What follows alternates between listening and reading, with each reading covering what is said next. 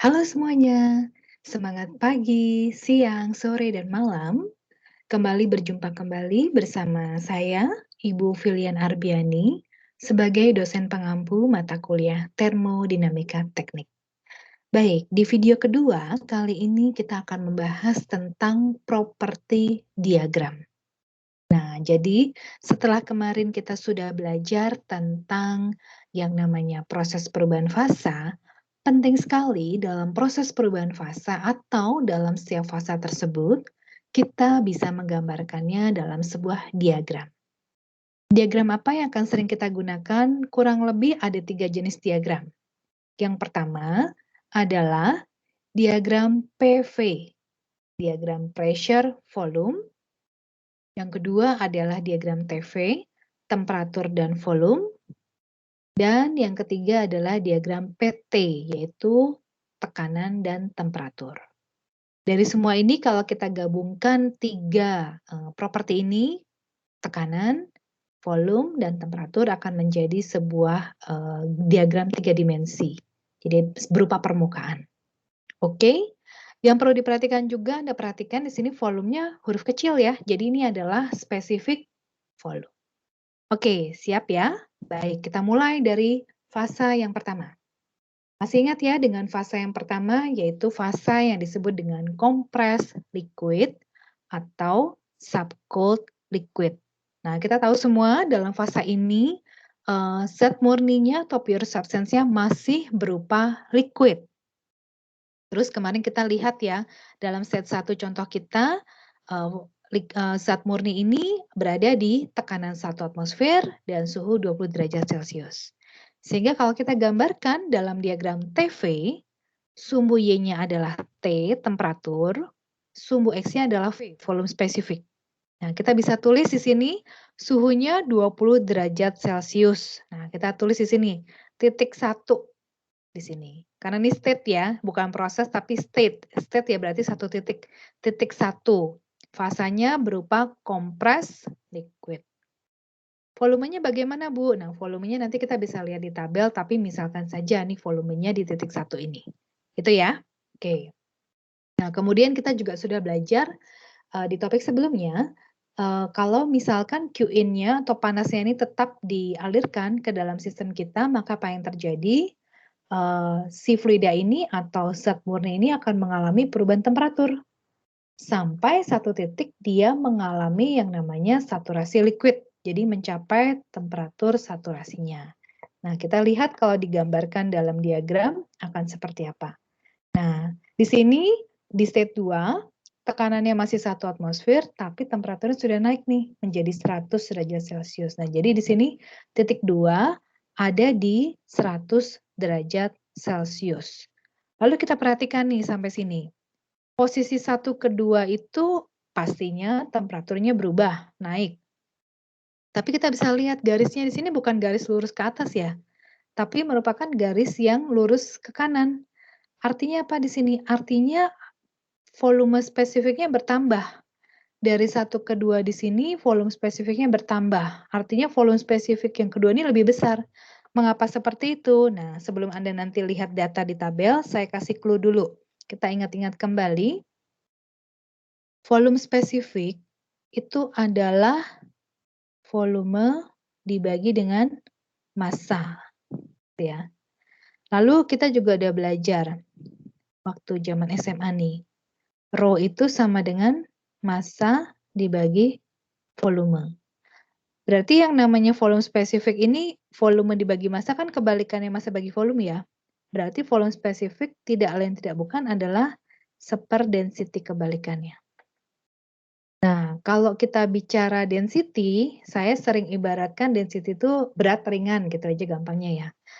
Kalau kita bicaranya density-nya, volume spesifiknya makin besar, volume spesifiknya makin besar, volume spesifiknya makin besar, maka berarti karena volume spesifik itu density, kalau volume spesifik makin besar berarti density-nya makin kecil, benar ya? Nah, kalau density makin kecil berarti definisinya si, pure substance ini berarti semakin ringan. Apakah benar, Bu, ketika state-nya berubah dari state 1 masih liquid, berubah menjadi state 2 saturasi liquid, dia lebih ringan? Yes, lebih ringan. Kenapa? Karena nanti sebentar lagi dia mau menguap, dan kita tahu ya antara liquid sama vapor itu lebih ringan vapor kan? Ya, Anda bisa bayangkan tuh kalau Anda lihat di panci Anda ya, yang sempat saya sampaikan juga di sebelumnya. Vapor itu karena ringan, dia nggak perlu disuruh, dia udah naik ke atas sendiri itu, padahal ada gaya tarik bumi ya, atau gaya gravitasi bumi gitu. Nah, jadi di sini, nanti makin, dipanaskan terus-menerus, volume spesifiknya makin besar.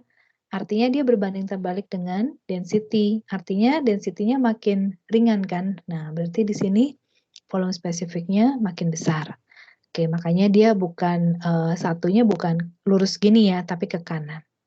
Oke, ini state yang kedua. Nah, state yang ketiga masih ingat ya, yaitu mixture, di mana, dalam sistem sebagian sudah ada yang berubah jadi uap, sebagian masih ada yang jadi liquid. Nah, ingat-ingat dalam state 3 mixture ini apa yang terjadi? Suhunya tidak mengalami perubahan dari state 2. Nah, jadi Anda bisa perhatikan di sini, titik 2 dan 3 yang mixture ini, 3 adalah state 3 mixture, suhunya sama nih 100 derajat Celcius. Nah, tetapi kita bisa lihat lagi, ternyata volume spesifiknya makin geser ke kanan, berarti makin besar makin ringan. Kenapa? Ya tentu saja, karena di sini udah mulai ada yang jadi vapor nih, berarti makin ringan, gitu. Oke? Nah, setelah mixture apa yang terjadi kalau dipanaskan terus-menerus? Liquidnya ini semuanya sampai tetes terakhir akan berubah menjadi uap. Sehingga kita akan masuk ke step 4 yang disebut dengan saturated vapor. Nah, pada saturated vapor ini sampai tetes terakhir liquid sudah berubah menjadi uap. Nah, kita perhatikan juga di sini tekanannya masih konstan, suhunya masih 100. Nah, jadi titik 3 ke 4, 4 ini suhunya masih sama dengan suhu di titik 2, saturated liquid, masih sama dengan suhu di titik 3, mixture, dan juga di titik 4, saturated vapor. Nah, yang menarik juga volumenya makin ke kanan, berarti makin ringan lagi ya. Kenapa? Karena Anda bisa perhatikan di sini, sudah semuanya jadi vapor, makin ringan lagi, gitu. Lalu, state yang terakhir, state kelima, di mana kondisi saturated vapor ini tetap dipanaskan. Maka Anda tahu, vapornya berubah fasa, bukan menjadi liquid, tapi tetap vapor, cuma vapor yang sangat panas, yang disebut dengan superheated vapor. Di situ Anda juga tahu bahwa di sini mengalami perubahan suhu menjadi 300. Nah, sehingga nggak heran di sini titik 4 berubah ke titik 5, 5 itu suhunya sudah di 300. Dan Anda perhatikan lagi di sini makin ke kanan, artinya makin ringan lagi karena vapornya udah makin panas nih, berarti makin ringan lagi, gitu. Jadi kalau kita gambarkan dari state 1, fase kompres liquid, berubah menjadi state 2, suhunya naik, volume bertambah, fasanya saturated liquid, kemudian mixture, di sini suhunya tetap di T1 100 derajat, kemudian berubah menjadi saturated vapor, suhunya tetap di T1, kemudian tetap dipanaskan terus, suhunya naik. Jadi 300, fasanya menjadi superheated vapor. Nah, masing-masing titik 1, 2, 3, 4, dan 5 menunjukkan fasa dan menunjukkan state-nya. Kalau kita hubungkan titik itu, maka menjadi garis. Garis 1 ke 2, 2 ke 3, 3 ke 4, dan 4 ke 5. Dan garis ini nanti ke depannya akan kita sebut dengan garis tekanan konstan. Ya, disebut dengan garis tekanan konstan atau pressure atau constant pressure bahasa Inggrisnya. Nah, pada tekanan berapa, Bu? Kok konstan? Iya, konstan. Karena tadi kita perhatikan dari state 1 di sini tekanannya 1 atmosfer. Di titik 2 juga dari tadi tekanannya 1 atmosfer. Ketika dia jadi mixture juga tekanannya 1 atmosfer. Di titik 4 tekanannya juga 1 atmosfer saturated vapor. Sampai terakhir di titik 5 superheated ini juga tekanannya 1 atmosfer. Sehingga garis titik-titik ini kalau dihubungkan menjadi garis, garisnya disebut dengan garis tekanan konstan atau constant pressure, yaitu sama dengan 1 atmosfer. Nah, ini tolong diingat-ingat ya, karena ini akan menjadi satu hal yang sangat penting dan akan membantu Anda kalau Anda ingat ini. Jadi kalau Anda ingat statement ini, nanti ketika mengerjakan soal tidak ada informasi tekanan, Anda udah langsung inget, Anda tahu aja titik 1 ini, Anda tahu semua tekanannya berapa, karena tekanannya sama di titik 1, 2, 3, 4, dan 5. Oke, sampai sini kalau digabungkan gambarnya jadi seperti ini ya. Nah, lalu Anda ingat juga nih, saya sempat menyampaikan, semua ini terjadi dari proses 1 ke 2, 2 ke 3, 3 ke 4, dan 4 ke 5, semua ini terjadi karena ada lilin tadi atau kompor, atau artinya ada apa? Ada panas yang disuplai ke dalam sistem, ada Qin. Sehingga arahnya adalah 1 ke 2, 2 ke 3, 3 ke 4, sampai 4 ke 5. Gitu ya, arahnya begini.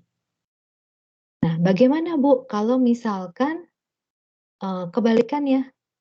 Artinya apa? Dalam sistem itu bukan diberikan panas, tapi dia dirilis panas. Jadi panasnya dilepaskan, ada Q out. Nah, maka arahnya nanti berubah nih, berubah menjadi, saya kasih warna lain ya. Nah, berubah, jadi ini Q out, jadi si pistonnya itu lilinnya dimatikan atau panci Anda yang udah berisi superheated vapor itu kompornya dimatikan gitu ya, maka dia bukan diberikan panas lagi, tapi ada pelepasan panas, ada Q out, maka nanti arahnya berubah, berbalik. Jadi dari kondisi superheated vapor nanti berubah ke arah 4, yaitu berubah dulu ke saturated vapor, nanti 4 ke 3, jadi kebalikan panahnya. Nah, 4 ke 3 berarti mixture dulu, nanti mixture berubah lagi ke saturated liquid kedua. Nah, sampai nanti saturated liquid semuanya berubah lagi jadi liquid atau compressed liquid. Nah, jadi prinsip Q in sama Q out itu proses yang dilalui, path-nya ini jejaknya sama, bahkan besarnya pun sama. Jadi nanti Q in itu akan sama dengan Q out. Artinya apa? Panas yang diserap oleh sistem ini untuk merubah fasa dari 1, 2, 3, 4, 5, itu akan sama dengan besarnya panas yang dilepaskan ketika dia berubah fasa dari 5, 4, 3, 2, 1, gitu. Oke, nah ini prinsip yang sangat penting, terutama nanti di semester depan ya, kalau Anda mengambil heat transfer perpindahan panas, ini juga jadi salah satu prinsip yang penting. Oke semuanya, nah sekarang kalau kita gambarkan dalam secara keseluruhan ya, itu kan tadi satu contoh bagaimana Anda menggambarkan diagram proses perubahan fasa dengan diagram TV ya, ini diagram TV. Sumbu Y-nya adalah temperatur, sumbu X-nya adalah volume spesifik atau specific volume. Nah, jadi kalau digambarkan arahnya dari kiri bawah, kemudian mendatar baru ke kanan atas gitu ya. Nah, ini kalau kita gambarkan untuk pressure lainnya bagaimana? Ini kan tadi contoh untuk yang tekanan 1 atmosfer ya. Nah, kalau untuk tekanan lainnya bagaimana? Nah, ini kalau digabungkan gambarnya bersama semua. Jadi prinsipnya itu gambarnya diagram TV, sumbu Y-nya temperatur, sumbu X-nya volume spesifik, satuannya meter kubik per kilogram. Sumbu Y-nya satuannya derajat Celcius. Nah, itu gambarnya dari kiri bawah, mendatar, kanan atas. Jadi dari kiri bawah ke kanan atas, semuanya sama. Gitu. Nah, di sini ada beberapa poin yang penting nih yang menarik untuk kita perhatikan, yaitu makin ke atas itu adalah penggambaran tekanannya naik. Ya. Jadi yang paling bawah ini misalnya tekanan 0,01 megapascal. Di atasnya tekanan yang lebih tinggi 0,1, 1, 8, 15. Jadi kalau kita gambarkan makin ke atas itu tekanan naik. Itu yang pertama.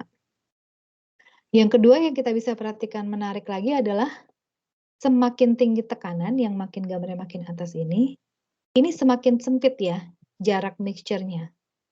Nah, jadi yang kedua ini semakin tinggi tekanan, mixture-nya itu semakin sedikit kondisi mixture-nya. Nah, nih, mixture itu kan adalah titik yang mendatar ini kan. Gitu. Jadi misalnya 8 megapascal ini ya mixture-nya cuma segini nih panjangnya. Artinya proses perubahan fasa dia dari saturated liquid ke saturated vapornya cepat dibandingkan yang tekanan rendah. Gitu. Sampai pada satu titik ada nih kalau air ya, kalau H2O pada tekanan 22,06 megapascal di sini Ini bahkan udah nggak ada kondisi mixture nih di sini, menarik. Nah, kondisi ini disebut dengan yang namanya critical point. Nah, critical point. Nah, kenapa disebut point? Ingat ya, point itu bahasa Inggrisnya adalah titik. Point adalah titik. Nah, kalau titik itu berarti ada sumbu X, ada sumbu Y ya. Kalau dalam hal ini sumbu X-nya adalah volume, sumbu Y-nya adalah temperatur. Nah, nanti boleh ada pressure. Nah, kalau kita bicara titik, nah di kondisi yang 22,06 ini, bahkan kita bisa lihat ini udah nggak ada mixture ya. Kalau teman-teman ini ada mixture, ini nggak ada mixture. Nah, untuk air, kondisi yang sudah tidak ada mixture ini, semua zat ya, semua zat kondisi yang tidak ada mixture ini disebut dia mencapai critical point-nya. Untuk air, critical point-nya terjadi pada tekanan 22,06 megapascal dan pada suhu 377,95 derajat Celcius. Kedepannya kalau kita menjumpai istilah critical point ini, nanti kita kasih subscript CR. Jadi kalau untuk air,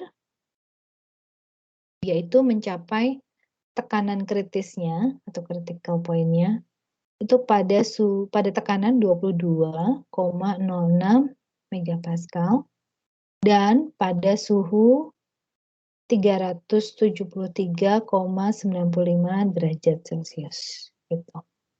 Oke. Nah, nanti untuk masing-masing pure substance atau zat itu beda-beda. Ini air dalam bahasa Indonesia ya, Nak. Jadi ini H2O maksudnya. Oke. Beda-beda. Nah, nanti kita ada pertanyaan nih, bagaimana ya yang dimaksud dengan critical point ini apa? Berarti critical point ini adalah kondisi di mana kan nggak ada mixture, berarti kondisi saturasi liquidnya dengan saturated vapor-nya itu identik gitu. Nah, yang nanti jadi pertanyaan tambahan adalah kapan dia compressed liquid, kapan dia superheated, Bu? Nah, nanti kita punya definisi begini.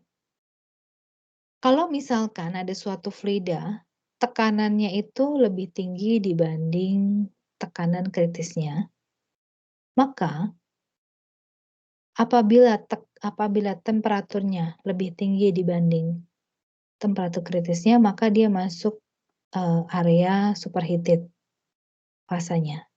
Tapi kalau lebih kecil dari tekanan kritisnya, maka dia jadi kompres. Nah, kita ambil contoh aja di sini. Tadi kan kita tahu bahwa air itu H2O punya tekanan kritis 22,06 megapascal. Ketika air itu berada di kondisi lebih tinggi dari tekanan kritisnya, misalnya 25 megapascal, maka di titik ini, di garis ini, 25 megapascal, ini ada titik pertemuan dengan titik kritisnya air. Di sini, 373. Nah, kalau kita bertanya air pada tekanan 25 megapascal, suhunya 400, maka dia masuknya superheated. Karena dia berada di area ini nih. Berarti dia di atas titik kritisnya dia superheated. Tapi kalau dia masih di area yang di bawah ini, tekanan 25, suhunya 300, berarti kan di bawah titik ini kritis, maka dia kompres. Gitu. Nah, itu kira-kira pengetahuan baru buat kita tentang critical point. Oke. Lalu yang berikutnya yang tidak kalah penting adalah kalau kita lihat di sini ada titik-titik ujung ini ya. Titik ujung ini adalah titik untuk saturasi liquid. Nah, ini kalau kita hubungkan titik-titik ujung ini gitu ya. Mungkin pakai warna beda ya. Bentar.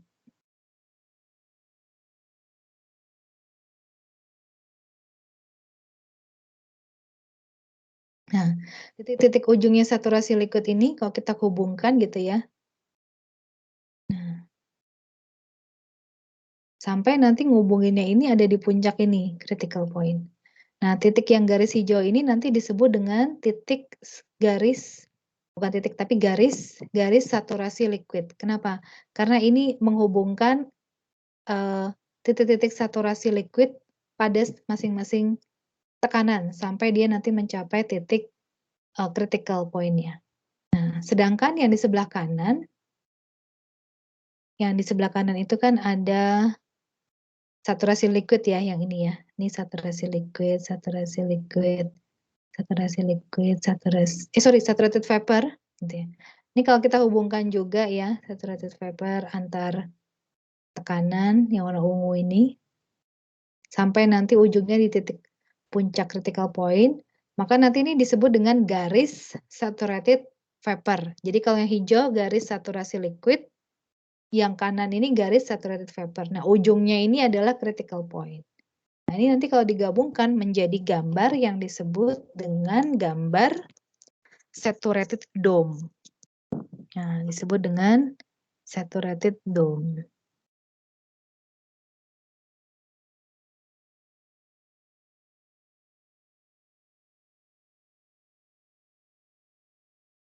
Nah, ini disebut dengan saturated dome. Atau nanti kalau dalam bahasa Indonesia, saya akan menyebutnya dengan kubah uap. Ya, jadi gambar kubah uap ini kita lagi gambarnya di diagram TV ya. Sumbu Y-nya temperatur, sumbu X-nya adalah specific volume. Jadi kita gambarnya kubah uapnya dari kiri bawah ke atas puncak, terus kemudian ke kanan. Nah, kanannya agak nyamping ke sana gitu ya. Jadi nggak persis parabola, tapi dia agak ke kanan lagi yang sebelah kanan. Nah, ini disebut dengan kubah uap. Jadi ini yang warna hijau tadi yang sebelah kiri ya, ini garis saturasi liquid. Yang sebelah kanan ya, garis saturasi vapor. Ujung atasnya, puncaknya ini adalah critical point tadi. Gitu.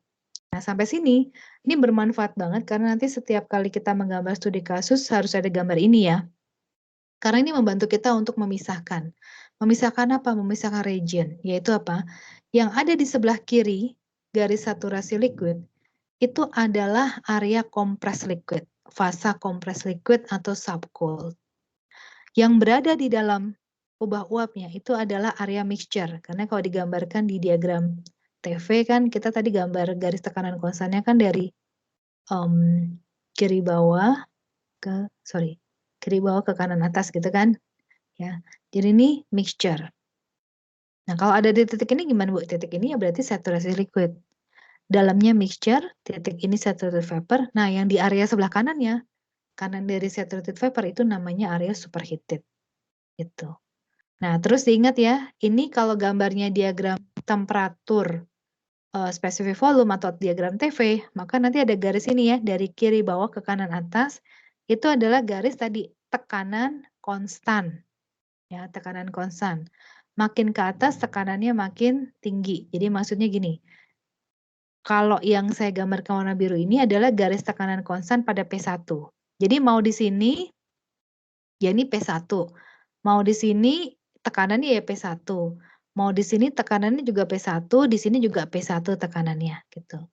Terus kalau misalkan Anda nanti punya tekanan lain yang di atas P1, gambarnya jangan di bawahnya sini ya. Jangan di bawahnya gini. Salah ya. Kalau dia lebih tinggi berarti gambarnya di atasnya nih. Nah, di atasnya P1 gini. Gitu. Nah, ini juga garis tekanan konstan. Jadi kalau di sini berarti tekanannya P2, di sini P2, di sini juga P2. Dimanapun pokoknya dia P2. Gitu.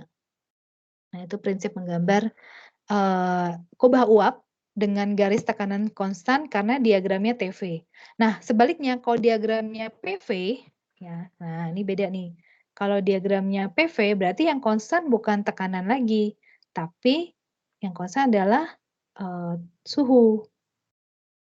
Nah, kalau ini sekarang diagram PV, yaitu Y-nya bukan temperatur lagi, tapi pressure. Nah, gambar kubah uapnya tetap sama. Dari kiri ini seperti ini. Cuma kita sekarang gambarnya yang konstan itu bukan pressure, tapi yang konstan adalah temperaturnya. Nah, beda sama yang TV tadi. Kalau yang TV tadi, yang konstan adalah ini pressure-nya yang konstan. Gambarnya. Kalau diagram PV yang konstan adalah temperaturnya. Nah, gambarnya bukan dari kiri ke bawah ya, kiri bawah ke atas, kanan atas. Kalau diagram TV gambarnya dari kiri bawah ke kanan atas. Nah, kalau ini kebalikannya, dia dari kiri atas lalu mendatar, mixture ke kanan bawah, gitu. Kiri atas, datar, terus ke kanan bawah. Prinsipnya sama, kalau lebih tinggi di atasnya berarti ya temperaturnya lebih tinggi, gitu. Sama prinsipnya sebelah kiri saturasi liquid line adalah kompres, di dalamnya mixture, di sebelah kanannya superheated, gitu. Oke?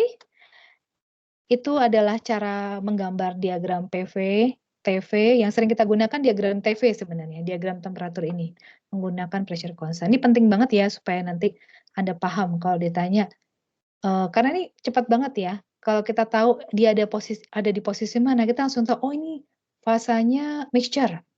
Maka nanti kita langsung lihat tabelnya yang mana yang kita gunakan. Setelah kita tahu tabelnya mana yang kita gunakan, kita langsung bisa dapat data. Datanya apa nih? Gitu. Makanya penting banget. Oke, sekarang kalau kita mau tambahkan ya, walaupun dalam termodinamika kita banyak dealingnya sama fasa liquid dan vapor, tapi kalau Anda mau tambahkan dengan fasa solid, ya seperti yang kita ketahui tadi, dalam dunia ini ada 3 fasa, bisa, nanti gambar diagram PV-nya menjadi seperti ini. Ya, jadi ada, di area sebelah kirinya ini ada solid dan liquid. Nah, ini ada 2 jenis ya, 2 jenis di dunia ini ya, ada 2 jenis diagram PV. Nah, yang sebelah kanan bawah ini adalah diagram PV yang untuk air. Karena air itu punya sifat anomali air yang membedakan dia dengan zat lainnya. Apa yang membedakan? Yang membedakan adalah di sini. Ketika suhu dan tekanan air itu menurun, air itu akan berubah fasa menjadi solid, menjadi es batu lah gampangnya gitu. Nah, yang menarik adalah kalau air ketika dia berubah fasa menjadi solid, dia mengalami penambahan volume. Jadi di sini agak geser ke kanan kan dibandingkan yang sebelah kiri ini lurus ya, atau slightly contracts atau menyusut. Kalau ini bertambah volumenya. Nah, ini Anda bisa pahami betul ya, Anda bisa eksperimen sendiri di rumah misalkan begini. Anda mau membekukan air. Taruhlah air itu Anda taruh di dalam 2 kemasan yang berbeda. Satu di dalam kemasan yang plastik, satu di dalam kemasan kaca. Nah, ketika nanti sudah airnya berubah fasa menjadi es batu atau menjadi solid, Anda perhatikan nanti kemasan plastik itu akan mengembang, atau kalau yang kaca pasti dia akan pecah. Kenapa? Karena di situ air ketika berubah fasa menjadi solid, dia akan bertambah volumenya, akan memuai. Sehingga kalau yang kontainernya terbuat dari kaca, dia akan pecah. Misalnya dia taruh di dalam gelas keramik gitu ya, itu akan pecah gelasnya gitu. Nah, itu salah satu penjelasan sifat anomali air yang membedakan dengan komponen-komponen lain atau zat-zat lain. Kalau zat lain itu dibekukan dia malah menyusut gitu. Oke? Hal lain yang menarik kalau tadi kita sudah mengenal istilah critical point di sini ya. Critical point tadi adalah titik di mana kondisi saturasi liquid dan saturasi vapornya identik. Nah, itu kondisi critical point. Nah, di sini sekarang kita mengenal juga istilah triple point. Nah, ini beda. Kalau triple point itu adalah kondisi di mana fasa baik vapor, liquid, dan solidnya itu equilibrium. Jadi dalam satu sistem itu 3 fasa terjadi, ya solid, ya liquid, ya vapor. Nah, kondisi ini disebut dengan si zat ini mencapai titik triple point-nya. Nah, untuk air, hal ini bisa terjadi pada tekanan vakum, yaitu pada tekanan 0,6 kilopascal, pada temperatur 0,01 derajat Celcius. Jadi menarik sekali ya kalau misalkan Anda mau mengaplikasikan ini. Oke, dari sini juga kalau kita mau gambarkan ke dalam fasa diagram pressure dan temperatur juga bisa, atau ke dalam sebuah grafik 3 dimensi. Jadi di sini ada pressure, ada volume, dan temperatur, bentuknya menjadi suatu permukaan seperti ini. Oke semuanya, sekarang selain kita sudah memahami tentang makna pure substance dan juga proses perubahan fasa, kita sekarang juga sudah bisa menggambarkan bagaimana proses perubahan fasa itu digambarkan dalam sebuah diagram, baik diagram TV, PV, PT, dan juga surface-nya yang merupakan penting. Oke, baik. Sekarang Anda akan melanjutkan untuk proses belajar berikutnya. Semangat melanjutkan proses belajar berikutnya, dan terima kasih.